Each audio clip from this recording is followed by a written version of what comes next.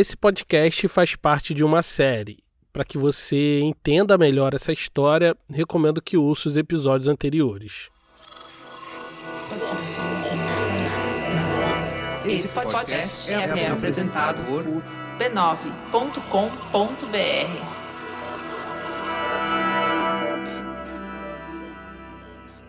Quando deixou o hospício, Lima Barreto não estava melhor do que entrou. Passou 2 meses inteiros internado naquilo que comparou a um dos círculos do inferno. Guardava no peito um genuíno ressentimento do irmão mais novo. Foi ele que chamou a polícia que levou Lima para o hospício depois de um surto psicótico causado pelo abuso de álcool. Havia muito tempo que a bebida lhe causava mal, ele sabia disso. Mas parecia que seu vício não afetava a qualidade da sua literatura, apesar de corroer todas as relações em seu entorno. Ele se importava com isso. A solidão era a sua grande dor. Os 2 meses que esteve lá dentro interrompeu uma sequência produtiva de sua escrita. Nunca esteve tão ativo quanto naqueles meses e pretendia continuar assim. Imediatamente depois de sua saída do hospício, Lima escreveu um conto como forma de expressar todo o ressentimento que acumulou durante aquela experiência traumática. No texto intitulado Como o Homem Chegou, conta a história de um louco inofensivo, um homem chamado Fernando, um pobre coitado que vivia com um pai velho e tinha mania de astronomia, de olhar as estrelas, e por isso tinha abandonado a terra pelo céu inacessível. Fernando dedicava todo o seu tempo às estrelas, tentando localizar Aldebaran no universo profundo, a partir do seu pequeno observatório. E é aí que ele acaba sendo vítima de seus familiares, a quem Lima descreveu como parentes oficiosos. Buscando a cura para as manias de Fernando, seus parentes lhe denunciam à polícia e, assim como Lima Barreto, o homem é retirado violentamente do meio que vivia, um lugarejo próximo a Manaus, para pousar num hospício no Rio de Janeiro. Porém, essa longa viagem será feita dentro de uma carrocinha de polícia. Esse conto excessivamente autobiográfico, com exageros próprios de quem acabou de passar por uma experiência terrível, nos dá de presente mais do que os ressentimentos de Lima Barreto. Nos dá um pouco da sua visão de mundo, de quem ele é em essência, um livre pensador, que diz o que quer na hora que quer. Não à toa, as primeiras linhas de desaforo desse conto são dedicadas à polícia, não ao irmão ou aos familiares, mas às forças repressivas do Estado. E fez isso do jeito mais Lima Barreto possível, com altas doses de ironia. A Polícia da República, como toda a gente sabe, é paternal e compassiva no tratamento das pessoas humildes que dela necessitam. E sempre, quer se trate de humildes, quer de poderosos, a velha instituição cumpre religiosamente a lei. Como se sabe, a polícia nos primeiros anos da República era tudo menos paternal e compassiva. Lima usa de ironia, do deboche, para alfinetar a instituição que considerava o braço dos donos do poder. Sua ruptura com os figurões do mercado literário jogou ele à margem de tudo aquilo, e sua condição de escritor marginal deu ele a capacidade de escrever e dizer o que queria sem rabo preso com ninguém. Diante das dificuldades do mercado para publicar os seus romances, fez dos jornais e revistas a sua trincheira e de lá estabeleceu um conflito direto contra os detentores do poder cultural.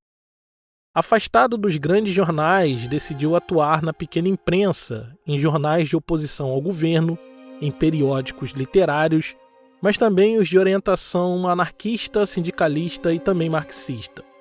Jornais e revistas alvos constantes da censura do Estado e da violência policial. Depois da sua primeira internação, Lima Barreto estava cada vez mais contra a corrente. Meu nome é Thiago André e esse aqui é o História Preta. Você está ouvindo a temporada Lima Barreto, episódio 7, Academia de Letras.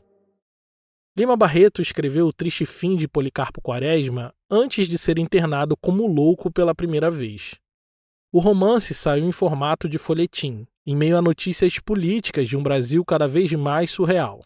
disputou a atenção nas estreitas colunas do Jornal do Comércio com o caos político da Primeira República e propagandas de laxante. Era difícil que conseguisse algum sucesso com aquilo. Por isso, quase 4 anos mais tarde, assim que saiu do hospício, decidiu que lançaria aquela história em livro, e para isso teria que meter a mão no próprio bolso. Na verdade, ele nem tinha dinheiro para publicar, então pegou empréstimos daqui e dali, inclusive com amigos, para conseguir imprimir as 254 folhas de almaço manuscritas que compunha o romance completo. Além da história principal, publicou também, como apêndice da obra, 19 contos selecionados por ele mesmo. Dentre eles, os famosos O Homem que Sabia Javanês, A Nova Califórnia e também o conto Como o Homem Chegou, que mencionei no início do episódio. Essa seleção não parece ser por acaso, pois cada um desses contos dialoga com a obra principal em algum nível. Lima estava preocupado com essa publicação. Queria mostrar ao público sua capacidade literária e se firmar como o grande escritor que era. Além do dinheiro que teve que despender para a publicação do livro, que achou de má qualidade, ele também teve que gastar o dinheiro que não tinha para dar publicidade à obra. Nas vésperas do lançamento de Policarpo, o jornal A Época publicou uma entrevista com Lima Barreto na primeira página. Ao lado de uma caricatura do autor que ilustra a matéria, o texto do jornalista introduz o autor assim: No Rio de Janeiro não há quem não o conheça. Ele vive em todos os bairros, arrabaldes e subúrbios. A rua é o seu elemento. Pergunta-se a qualquer pessoa: Tu viste Lima? Ele responderá imediatamente: Vi-o hoje pela manhã jogando bilhar. Procuramo-lo. Andamos de botequim em botequim, de confeitaria em confeitaria, e fomos encontrá-lo em uma brasserie. O jornalista encontrou Lima cercado de pessoas, sentado com muitas garrafas de cerveja sobre a mesa. Sem se apresentar, o jornalista perguntou: Então, Lima, vais lançar um livro? O escritor respondeu seco: Vou. Que livro é? Continuou o jornalista. Lima, desconfiado, perguntou se aquilo era uma entrevista. E o jornalista respondeu que sim e queria saber mais sobre o seu novo lançamento. Depois de algumas piadas e ironias, Lima se põe a falar do seu livro. A obra de arte tem por fim dizer o que os simples fatos não dizem. É esse meu escopo. Vim para a literatura com todo o desinteresse, com toda a coragem. As letras são o fim da minha vida. Eu não peço delas senão aquilo que elas podem me dar: a glória. Veja que ao mesmo tempo que Lima constrói a sua imagem pessoal a partir do arquétipo do escritor boêmio, amante das ruas que está à margem no mercado literário, ele também nutre expectativas altas de que será um grande escritor reconhecido por todos. Ele não tinha nenhuma pretensão de ser um escritor underground, queria mesmo era a glória dos grandes. Sem parar, ele continua falando ao jornalista por detrás das garrafas de cerveja. Não peço às letras conquistas fáceis, não lhes peço gloriolas, peço-lhes coisas sólidas e duradouras. Eu abandonei tudo por elas, e a minha esperança é que elas vão me dar muita coisa. É o que me faz viver mergulhado nos meus desgostos, nas minhas mágoas, nos meus arrependimentos. Diante de palavras tão duras e solenes até, o jornalista fez uma última pergunta. Barreto, estás entusiasmado? Ignorando a pergunta, ele respondeu: Vamos beber cerveja. Ainda que fosse uma conversa descontraída, num ambiente tranquilo, Lima sabia bem que uma entrevista para a imprensa é sempre uma entrevista. Isso me leva a crer que ele não falou essas palavras ao vento. Queria dar um recado, marcar sua posição como escritor e, mais uma vez, reafirmar sua identidade literária. A matéria foi publicada na primeira página, junto de uma resenha elogiosa ao seu livro Triste Fim de Policarpo Quaresma. Isso era coisa nova para ele. Em seu diário íntimo escreveu o seguinte: Meu livro, Policarpo, saiu há quase um mês. Só um jornal falou sobre ele 3 vezes, de sobra. E uma delas, Fábio Luz, assinou um artigo bem agradável. Estava feliz porque alguns críticos, de certa forma, o aproximaram de Cervantes ao comparar o personagem Policarpo Quaresma com Dom Quixote de La Mancha. Isso encheu Lima Barreto de orgulho, mas ele esperava mais. Sua expectativa era alta, mas a recepção do livro não foi ruim. Na verdade, comparado com Isaías Caminha, esse aparentemente foi lido por mais pessoas, que inclusive tinham coisas boas a dizer sobre a obra, apesar de não gostar tanto assim do autor. Numa coluna escrita no Gazeta de Notícias por Alberto Figueiredo Pimentel, Lima é apresentado como um cavalheiro terrível, sem elegância, que apesar de tudo era um sujeito original e cheio de talentos. Ele rasga elogios para a construção narrativa de Triste Fim e arremata: "Eu penso que livros bons devem ser elogiados, mesmo quando sejam produzidos por desafetos nossos. Que importa que o seu autor seja um impenitente blague se realmente tem talento." Lima era frequentemente descrito como um sujeito avesso ao mundo social, dado à bebida de pouca ou nenhuma etiqueta, mas que inegavelmente tinha um talento para a literatura e uma certa engenhosidade ao explicar o mundo real através das tintas da ficção. Ainda que tenha acumulado desafetos ao longo do caminho, aos 30 e poucos anos mostrava uma escrita madura o suficiente para impressionar os seus antagonistas. Pensando nisso, no jornal A Imprensa, o jornalista, depois de ler Triste Fim de Policarpo Quaresma, defendeu a ideia de criar uma academia livre de letras, como uma alternativa à Academia Brasileira de Letras, um lugar fechado às novidades literárias que abrigava apenas escritores escolhidos a dedo. O jornalista, então, apresenta Lima Barreto como esse exemplo de novidade que justificaria a criação de uma outra academia de letras para imortalizar escritores à margem do establishment. É interessante pensar em Lima Barreto como esse escritor que representa tudo aquilo que a Academia Brasileira de Letras não queria ser. Porque não foram poucos os críticos que compararam ele a Machado de Assis, por exemplo. Como bem sabemos, Machado de Assis foi um dos idealizadores e fundadores da Academia Brasileira de Letras. Considerado o maior escritor brasileiro, Machado de Assis era negro como Lima Barreto, mulato, como se dizia na época. De origem humilde como Lima, ligado à imprensa como Lima, apaixonado pelas letras como Lima. Mas eram percebidos de maneira diferente, até porque eram de gerações diferentes. Quando Lima estava despontando como escritor, Machado de Assis já estava morto há quase uma década. Mas por algum motivo, alguns olhares atraídos à escrita de Lima Barreto faziam questão de compará-la com a de Machado de Assis. Jackson de Figueiredo, no jornal Lusitânia, os comparou a partir do humor. Dizia que Lima teria uma ironia contundente, enquanto Machado de Assis primaria pela leveza e intenção filosófica. Já Vitor Viana, que no futuro seria parte da Academia Brasileira de Letras, escreveu no Jornal do Comércio que ambos os escritores se aproximavam muito da literatura inglesa, mas Machado tinha doçura e resignação, enquanto Lima tinha revolta e ardor político. José Oiticica, em artigo no jornal A Rua, vai mais ou menos pelo mesmo caminho dos seus colegas críticos, mas usa palavras duras para sintetizar essas comparações. Lima é um Machado de Assis sem correção gramatical. Esse era o tipo de coisa que machucava Lima Barreto. Essas comparações com Machado iria acompanhar ele até depois da vida. Até hoje há quem tente pôr eles dois em disputa, mas é interessante observar sob que lente os críticos do seu tempo buscavam observar os dois.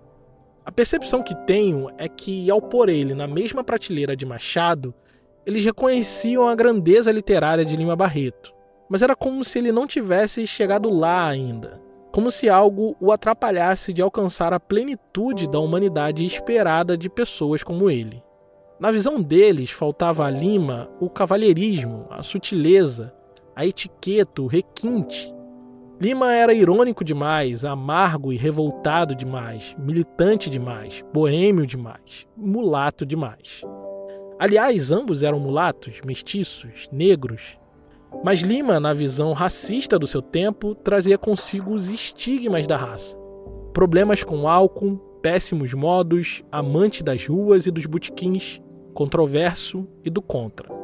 Era como se Lima Barreto se recusasse a atender às expectativas que tinham de um homem das letras. Era como se sua mente brilhante fosse incompatível com o seu corpo desajustado.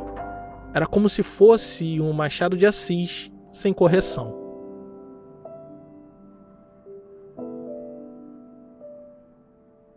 Sobre isso, nós vamos falar assim que a gente voltar.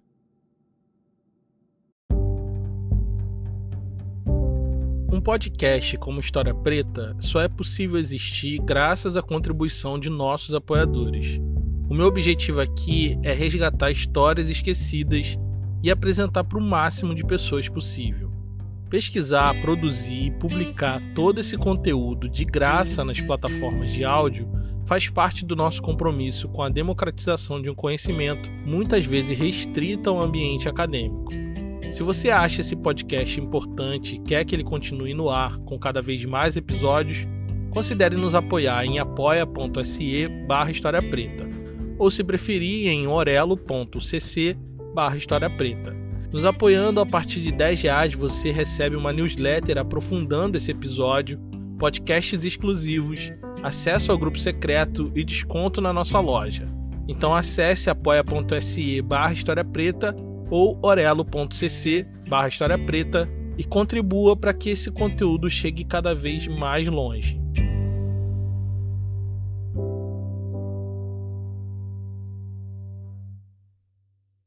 Lima Barreto não gostava dessa comparação com Machado de Assis. Considerava descabida, já que não tinham nada a ver em estilo e propósito. Lima se punha em oposição a Machado, a quem considerava ser muito preocupado com formalidades, a ponto de prejudicar a sua espontaneidade. Em correspondência a um amigo, que depois foi publicado na Revista do Brasil, Lima escreve o seguinte: Machado escrevia com medo de Castilho e escondendo o que sentia para não se rebaixar. O Castilho que Lima Barreto evoca aqui é um português chamado José Feliciano de Castilho, escritor conhecido por sua rigidez com a gramática portuguesa, que andou corrigindo autores brasileiros que desviavam a escrita do purismo da língua materna. Ao dizer que Machado tinha medo de Castilho, queria dizer que podava seus verdadeiros sentimentos para caber nas expectativas formalistas e gramaticais dos seus leitores mais proeminentes. Já ele, ao contrário, podia dizer: não tenho medo da palmatória do Feliciano, e escrevo com muito temor de não dizer o que eu quero e o que sinto, sem calcular se me rebaixo ou se me exalto. Para Lima, Machado era falso em tudo, e criava personagens sem naturalidade, sem vida. Não preciso dizer que são declarações injustas e exageradas até. Mas é importante perceber que esse movimento de Lima Barreto não é sem sentido. Ele não seria nada se fosse apenas um pequeno Machado de Assis. Por isso, para ele era importante mostrar sua originalidade e sua personalidade. Não era Machado, era Lima Barreto. Mas tinha verdade nessa performance. Ele realmente não gostava de ser comparado com o bruxo do Cosme Velho. Ele realmente odiava que tentassem regular sua gramática e policiar o seu português. Tanto é que algumas das críticas que mais mexeram com ele no lançamento de Triste Fim de Policarpo Quaresma iam nessa direção. A primeira foi a do poeta Osório Duque Estrada, que é o autor da letra do nosso hino nacional. E naquele momento tinha acabado de entrar para a Academia Brasileira de Letras. Duque Estrada reconhece que o livro era um trabalho de verdadeiro talento, mas se incomodou com o que chamou de prosa bárbara do autor. Disse que aceitar os erros bárbaros de gramática no texto de Lima era uma maneira de envenenar a alma da juventude brasileira. Que exagero, né? Não para por aí. Outro crítico, o escritor Medeiros e Albuquerque, que fazia parte da Academia Brasileira de Letras desde a sua fundação, também fez questão de elogiar a criatividade de Lima. Disse que era um grande romancista, que a história era cativante e prendia o leitor de capa a capa. Porém tinha um problema, uma péssima gramática. Mas tendo que não se aprende, falta-lhe o que será fácil de aprender, um pouco mais de correção de linguagem. Isso deixou Lima particularmente irritado. Duque Estrada e Medeiros e Albuquerque eram legítimos representantes da Academia Brasileira de Letras, uma instituição conservadora, engessada, que barrava a possibilidade de ascensão de novos escritores. Pelo menos era isso que Lima Barreto pensava dela. 10 anos antes de tudo isso, quando Lima tinha 20 e poucos anos e fundava sua revista literária, a Floreal, ele teceu críticas a esse grupo que se encastelava na Academia de Letras como se fossem deuses olhando para os meros mortais. Ele e seus amigos os chamavam de nefilibatas, palavra de origem grega que quer dizer que os imortais da academia andavam nas nuvens, afastados dos reais problemas do seu povo. Em resposta àquelas críticas à sua forma de escrever e aos supostos erros gramaticais do seu triste fim de Policarpo Quaresma, Lima escreveu um texto publicado no jornal à época, intitulado Amplius. Com os mesmos ideais da sua juventude, Lima mostra em texto que os anos só fizeram amadurecer os seus pensamentos sobre a arte literária. Não desejamos mais uma literatura contemplativa, o que raramente ela foi. Não é mais uma literatura plástica que queremos, a encontrar beleza em deuses para sempre mortos, manequins atualmente, pois a alma que os animava já se evolou com a morte dos que o adoravam. Ele faz alusões ao helenismo tolo que reverenciava uma suposta cultura ocidental clássica, mas que nada tinha a dizer sobre a realidade brasileira. Uma literatura sem alma, de plástico, sem verdadeiros sentimentos de quem vive na pele o Brasil da Primeira República. Lima acreditava piamente que a literatura tinha o dever de revelar a alma de sua gente e unir os espíritos dos indivíduos em torno de algo maior. Parece-me que o nosso dever de escritores sinceros e honestos é deixar de lado todas as velhas regras, toda a disciplina exterior dos gêneros e aproveitar de cada um deles o que puder e procurar, conforme inspiração própria, para tentar reformar certas usanças, sugerir dúvidas, levantar julgamentos adormecidos, difundir as nossas grandes e altas emoções em face do mundo e do sofrimento dos homens. Essas eram ideias antigas que ele tinha desde sua mocidade e que norteavam o seu pensamento, sua escrita, sua criação. Um ano antes, ele tinha sido perguntado por um jornalista da revista O Pirralho o que ele pensava do estado atual das letras no Rio de Janeiro. E respondeu sem pestanejar: "A minha opinião é que o Rio está absolutamente idiota. Não falando nas futilidades políticas, esse meu Rio de Janeiro vive imbecilmente a aprender boas maneiras, a ajeitar de lambidos madrigais as damas de todos os bailes, a meditar sobre figurinos e a ler e procurar ler crônicas elegantes. Não se fala em outra coisa senão em bailes, em recepções e jantares e banquetes. E é daí que vêm todas as inspirações dos nossos literatos. Na maioria, parecem que eles se fizeram poetas ou não sei o quê para arranjar amantes chiques." Diferente dos imortais, Lima Barreto tinha diante de si uma outra realidade. Queria escrever sobre um outro Brasil, e ele julgava que essa literatura era a única realmente relevante num país ainda preso em tramas coloniais. Por isso escreveu com a alma as seguintes palavras: "Em vez de estarmos aí cantar cavalheiros de fidalguia suspeita e damas de uma aristocracia de armazém por atacado, porque moram em Botafogo ou Laranjeiras, devemos mostrar nas nossas obras que um negro, um índio, um português ou italiano se podem entender e se podem amar no interesse comum de todos nós." De certa forma, Lima Barreto riscava no chão os limites da sua literatura. Limites que passavam por linhas imaginárias do território carioca e formavam uma geografia daquilo que ele considerava um Brasil real. Se a literatura da academia era feita a partir de Botafogo e Laranjeiras, a Zona Sul que abrigava a aristocracia carioca, a dele era feita a partir de Todos os Santos, do esquecido subúrbio rural de onde vinham os trabalhadores que sustentavam a Cidade Maravilhosa.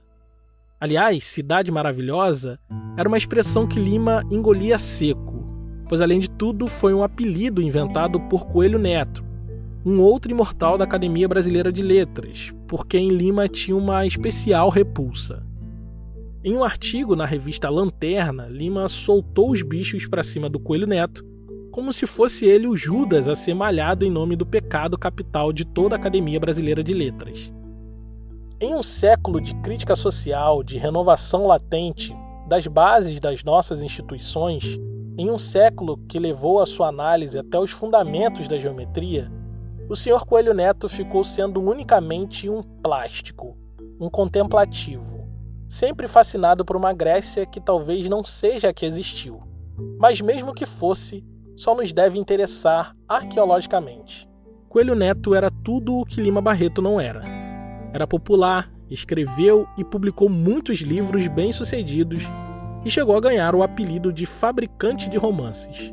Mas para Lima, ele era apenas um sujeito que se preocupava a escrever bonito, fazer brindes de sobremesas para satisfação dos ricaços. Dizia que Coelho Neto entendia de gramática, mas não conhecia a alma da sua empregada negra. Lima, mais uma vez, firmou sua posição publicamente. Não estava disposto a vender a sua alma por reconhecimento da República das Letras. Mas, ao mesmo tempo, desejava ardentemente a glória de ser um grande escritor.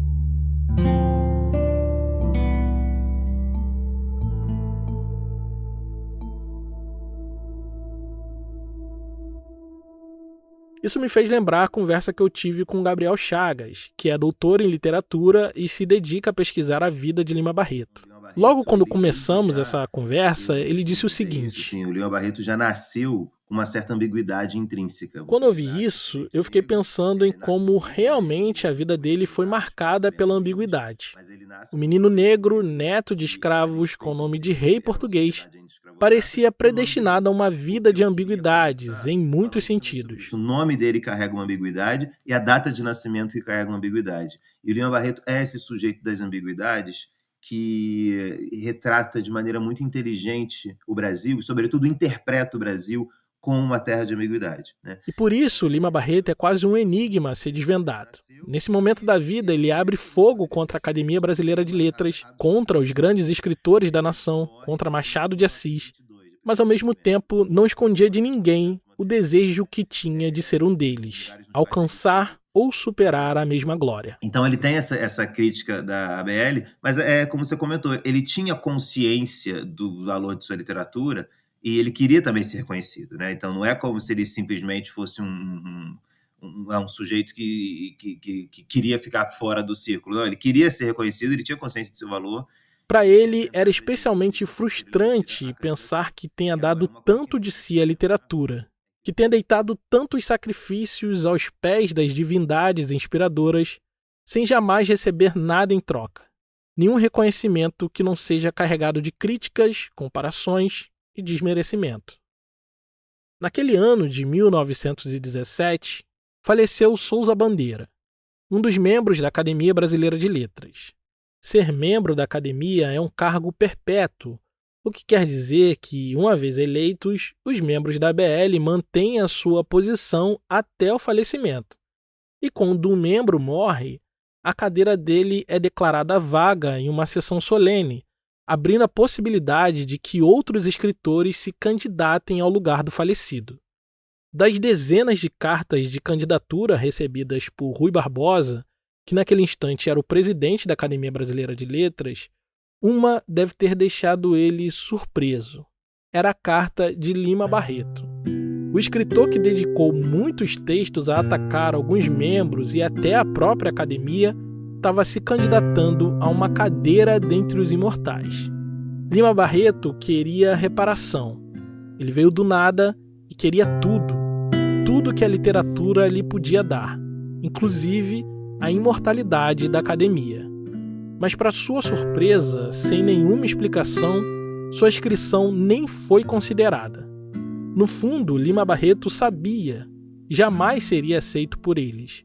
E a resposta a isso ele deu em forma de texto, é claro.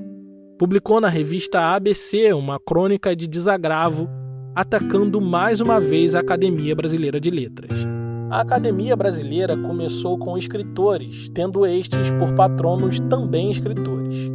Hoje vai morrendo suavemente em um cenáculo de diplomatas chiques, de potentados do silêncio é ouro, de médicos afreguesados e juízes tutafé.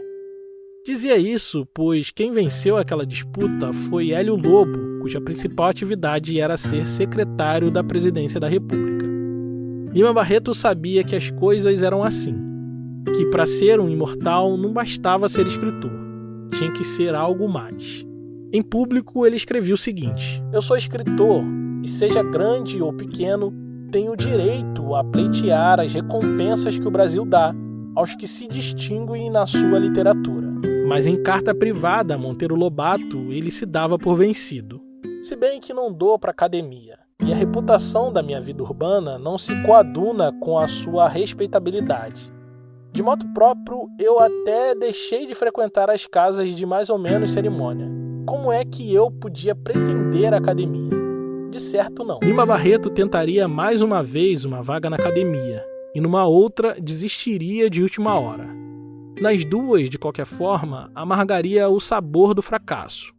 É especialmente trágico que essa sequência de acontecimentos tenha sido desencadeada pelo lançamento de Triste Fim de Policarpo Quaresma, que é um protagonista imerso em ambiguidades.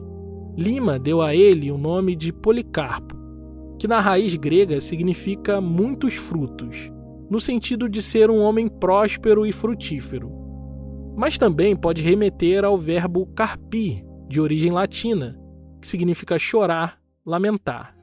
Então, Policarpo pode ser alguém de muitos frutos ou alguém de muitas dores. Ambiguidades das ambiguidades. No momento mais frutífero de sua vida literária, Lima Barreto continuava a sofrer com as dores de ser quem era, amargando conquistas e derrotas, mas muito mais derrotas do que conquistas. Mas ainda que estivesse em profundo sofrimento, não se daria por vencido. Tinha muito tempo guardado na gaveta um livro que considerava o seu grande romance. Esse seria o próximo movimento que faria dele um sujeito realmente grande. É isso que ouviremos no próximo episódio de Lima Barreto.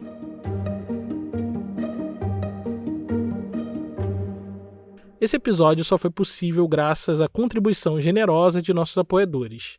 Se você gosta do nosso trabalho, considere nos apoiar em apoia.se/História Preta e também em orelo.cc/História Preta. Caso queira fazer um apoio pontual, nossa chave Pix é historiapreta@gmail.com. Esse episódio foi escrito e pesquisado por mim, Thiago André, e a identidade visual é de Raimundo Brito e Estúdio Duna. A gerência da comunidade é de Carolina Ferreira. A bibliografia que dá base para o episódio está aqui na descrição. Obrigado por ouvir e até o próximo episódio.